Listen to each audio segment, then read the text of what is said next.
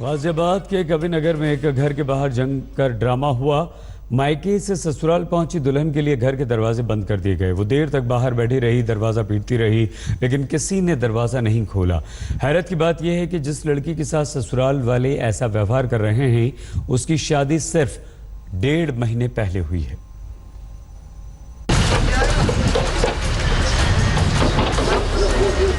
कोमल की शादी को बमुश्किल 1.5 महीने बीते हैं।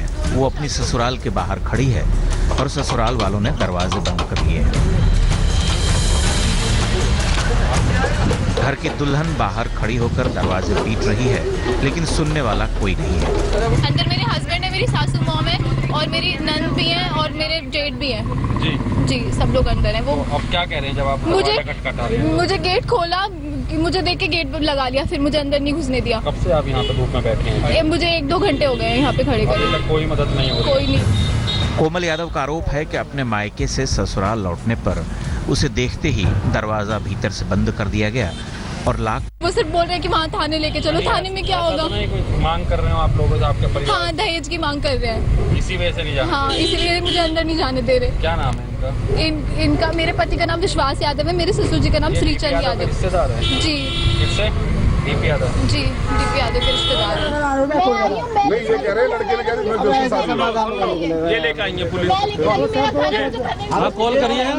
गाजियाबाद में इस घर के बाहर धीरे धीरे तमाशा शुरू हो गया। पुलिस भी आ पहुंची, लेकिन दरवाजा सख्ती से बंद रहा। कोमल और उसके पिता का आरोप है कि शादी में लाखों की दहेज और बेहिसाब खर्च के बाद भी उनकी तबीयत हरी नहीं हुई। अभी करोड़ों की कार के लिए लाखों की नई मांग आई है। 4 मई को मेरी बेटी को मेरे घर छोड़ गए। इन्होंने बेटी से दहेज मांगा और बेटी से कह दिया जब तक दहेज नहीं आएगा तब तक घर पे मत आना।